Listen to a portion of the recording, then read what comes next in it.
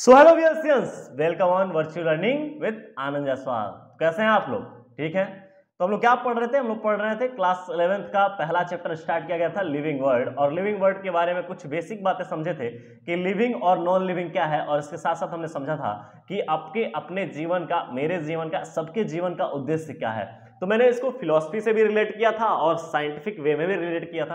मैंने कहा था कि साइंस, अगर अपने साइंस के अकॉर्डिंग मैंने बात करा तो उसमें कहा कि क्लास 12th का जो पहला चैप्टर है वो कहता है कि अपनी जैसी नई संतति की उत्पत्ति करना।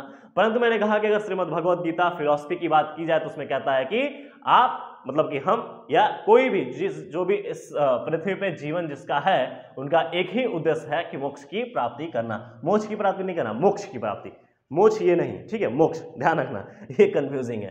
अब चलो, आज हम लोग बात करने वाले हैं, हमने बात किया था कि लिविंग और नॉन लिविंग के बीच में डिफाइनिंग फीचर्स, कुछ प्रॉपर्टीज से बात किया था, और मैंने बोला था ग्रोथ, रिप्रोडक्शन, मेटाबॉलिक एक्टिविटीज या मेटाबॉलिक रिएक्शन, एंड लास्ट हमारा था कॉन्शियसनेस। चलो हिंदी में बात करते हैं, क्योंकि ये हिंदी बोर्ड है, यूपी बोर्ड है, मतलब कि हिंदी माध्यम है, तो हिंदी माध्यम हम लोग बात करने वाले हैं। हिंदी माध्यम में अगर बात की जाए सबसे पहले बोलते हैं वृद्धि। क्या बोलते हैं? वृद्धि। दूसरा क्या है? प्रजनन। और तीसरा क्या है? आणविक अभिक्रिया, मतलब कि जहां भी आणविक क्रियाएं हो रही हो।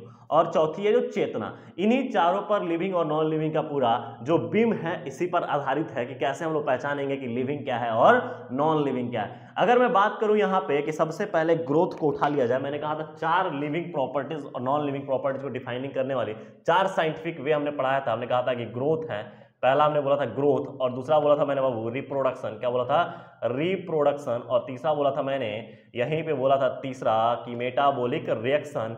एंड इसी के साथ साथ मैंने बोला था कि मेटाबॉलिक रिएक्शन के साथ ही साथ मैंने बोला था चौथा, जिसका नाम है कॉन्शियसनेस। क्या नाम है? कॉन्शियसनेस। इस चारों बातों को मैं अगर बोलूं हिंदी में तो मैंने बोला था कि वृद्धि, और यह वृद्धि जो है इसी के साथ अगर बात करूं कि क्या है? प्रजनन। क्या है? प्रजनन। और यहां पे क्या है? आणविक क्रिया। और चौथी बात जो है मेरी वो क्या है? यह है चेतना। क्या है? चेतना। किसी का नाम नहीं है चेतना, यहां पे ये चेतना का फीलिंग मतलब ये है कि आपको किसी चीज का एहसास हो रहा है कि नहीं। लिविंग और नॉन लिविंग ये फीचर्स को भी समझते हैं। तो सबसे मैं पहले अगर एक उठाऊं तो मैं उठाने वाला हूं ग्रोथ को। किसको? ग्रोथ को। इसको बात किया जाए ग्रोथ। ग्रोथ को हिंदी में बोलते हैं बाबू वृद्धि। क्या बोलते हैं? वृद्धि।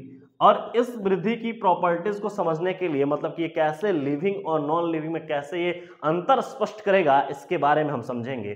तो अगर मैं बोलूं कि ग्रोथ ट्विंस कैरेक्टर को फॉलो करता है, अर्थात इसने ट्विंस कैरेक्टर उठा लिए, इसने ट्विंस कैरेक्टर उठाए हैं, और वो ट्विंस कैरेक्टर ये हैं कि पहला है मास और दूसरा है नंबर। क्या है? Mass and number. मास मतलब होता है द्रव्यमान, और नंबर का मतलब होता है बाबू संख्या।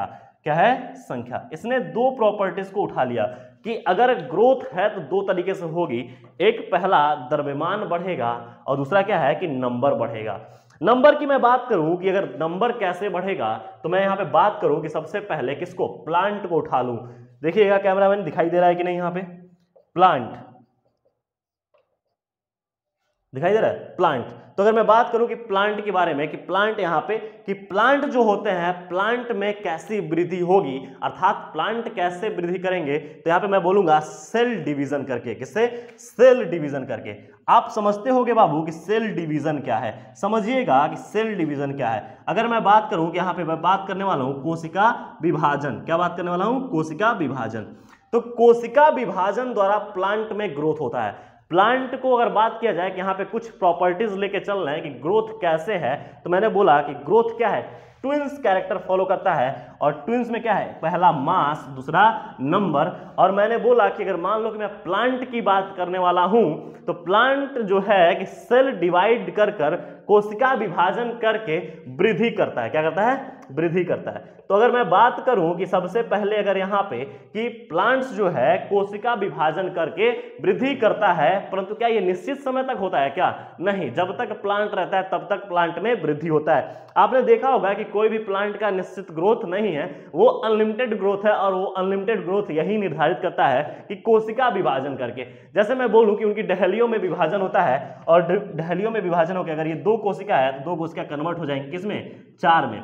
अगर ये 4 कोशिका में कन्वर्ट हो गए तो उनकी लंबाई, उनकी साइज, उनके आकार में क्या हो जाता है, वृद्धि। और यही वृद्धि कहलाता है कि मैंने कहा कि ग्रोथ लिविंग और नॉन लिविंग को समझाता है। तो लिविंग और नॉन लिविंग को समझाने के लिए मैं एक एक करके पढ़ रहा हूं कि प्लांट में कैसा वृद्धि हो रहा है। तो मैंने देखा सेल डिवीजन के द्वारा वृद्धि हो रहा है, लेकिन मैं यहीं पे बात करूं कि एनिमल्स की, क्या बोलूं कि एनिमल्स की, तो एनिमल्स में भी एक सर्टेन स्टेज तक क्या होता है, एक सर्टेन स्टेज तक वृद्धि होता है। तो मैं लिखूं कि एक निश्चित समय तक क्या होता है कि निश्चित समय तक वृद्धि होती है, निश्चित समय तक वृद्धि होती है। मतलब कि अगर मैं बात करूं कि मैं इससे ज्यादा तो बढ़ नहीं पाऊंगा, मेरी हाइट इससे ज्यादा तो बढ़ेगी नहीं, चाहे कितनी भी सेल डिवीजन हो जाए, लेकिन क्या कि मेरे अंदर भी निश्चित समय तक वृद्धि हो रही है, वो किसके कारण हो रही है? तो मैं बोलूंगा यहां पे बेटा ध्यान रखिएगा कि सेल डिवीजन के कारण। किसके कारण? सेल डिवीजन के कारण। अब ये सेल डिवीजन के कारण क्या होता है कि मेरी कोशिका की नंबर्स बढ़ गई हैं, और जब कोशिका की नंबर्स जब बढ़ेंगी तो क्या होगा कि वो वृद्धि में काउंट होगा और मेरी बॉडी में वृद्धि होगी। परंतु क्या जब मैंने कहा कि ये निश्चित समय तक वृद्धि होगी या एक निश्चित एज तक वृद्धि होगी, मतलब बोला गया है निश्चित समय, लेकिन आपको यहां समझना है कि सर्टेन एज तक। जैसे मैं बात करूं कि 23, 24, 25 साल के बाद हाइट वेट में ग्रोथ नहीं होता है, मतलब कि वहां पे ग्रोथ की बात चल रही है, और ग्रोथ क्या है, सेल डिवीजन के कारण वहां पे ग्रोथ जो होगा सेल डिवीजन के लिए रुक जाएगा। तो ग्रोथ नहीं होगी मतलब सेल डिवीजन नहीं होगा, तो क्या हम नॉन लिविंग हो गए क्या? नहीं, मेरे अंदर सेल डिवीजन होता रहेगा। किसके लिए? जो क्षतिग्रस्त टिश्यू हैं उनको रिपेयर करने के लिए। नोट द पॉइंट कि मेरे बॉडी में सेल डिवीजन होता रहेगा, किसके लिए? जो मेरी बॉडी में क्षतिग्रस्त, मतलब कि जो टूट गए, जो बेकार हो रहे हैं टिश्यूज को रिपेयर करने के लिए। ध्यान रखिएगा, अगर मैं यहीं पे प्लांट्स के बारे में बात कर लिया, एनिमल्स के बारे में बात कर लिया, तो अब मैं इधर बात करने वाला हूं यूनिसेलुलर के लिए। किसके लिए? यूनिसेलुलर के लिए। तो यूनिसेलुलर के लिए कैसे हम करेंगे? तो मैंने कहा एक कोशिकीय जीव हैं, वो एक कोशिकीय जीव भी ग्रोथ करते हैं, कैसे? सेल डिवीजन के द्वारा। कैसे बेटा? सेल डिवीजन द्वारा। और सेल डिवीजन द्वारा उनकी संख्या में क्या हो जाती है? वृद्धि हो जाती है। सेल डिवीजन के द्वारा उनकी संख्या में क्या हो जाएगी? वृद्धि।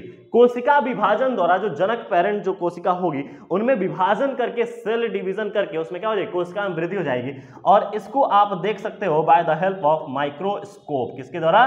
माइक्रोस्कोप द्वारा आप देख के इसमें बता सकते हो कि यहाँ पे क्या हुआ है? सेल डिवीजन हुआ है। परंतु अब देखो ये मोरल ऑफ द स्टोरी दिख रहा है कि ग्रोथ जो है डिफाइनिंग फीचर है लिविंग के लिए, लेकिन यहीं पे एक और मैं बात करने वाला हूं, जैसे नॉन लिविंग ऑब्जेक्ट मैं बात करने वाला हूं कि नॉन लिविंग ऑब्जेक्ट, और non living object just like मेरा क्या है? माउंटेन। क्या है? माउंटेन। या मैं यहीं पे कह दूं कि एक टीला है, एक सैंड का टीला है, सैंड टीला।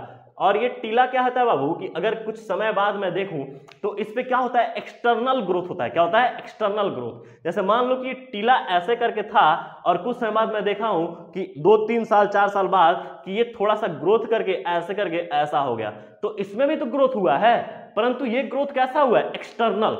और लिविंग के अंदर होता है इंटरनल एंड एक्सटर्नल। यहां पे सिर्फ और सिर्फ एक्सटर्नल ग्रोथ हुआ है, लेकिन एक चीज समझिएगा कि ग्रोथ तो हुआ है, इसी वजह से ग्रोथ को लिविंग एंड नॉन लिविंग के बीच का डिफाइनिंग फीचर्स नहीं माना जाता है।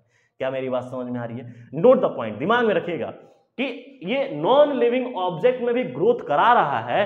कैसे? मास में। यहां पे देख बेटा, मैंने कहा कि ट्विंस कैरेक्टर को फॉलो करता है। पहला संख्या, ये संख्या में सारी वृद्धि हो रही है, और ये किस में होता है? द्रव्यमान में। तो आप बोलोगे सर यहां पे भी संख्या में वृद्धि तो हो रहा है, क्या इसमें भी तो द्रव्यमान बढ़ रहा है? हाँ बढ़ रहा है, लेकिन जनरली यहां देखना, यहां पे क्या हो रहा है कि सिर्फ और सिर्फ द्रव्यमान बढ़ रहा है। तो ये एक्सटर्नल ग्रोथ हुआ, और एक्सटर्नल ग्रोथ और इसमें लिविंग और नॉन लिविंग में दोनों प्रकार में, दोनों में ग्रोथ हो रहा है, इसलिए ग्रोथ को defining feature of living and non living के बीच में नहीं माना जाता है। क्या मेरी बात समझ में आ रही है? तो ये है पहला प्रॉपर्टीज ग्रोथ के बारे में। अब नेक्स्ट हम देखेंगे कि रिप्रोडक्शन कैसे लिविंग और नॉन लिविंग को डिफाइनिंग फीचर्स के रूप में आता है कि नहीं आता है। So thank you dear students.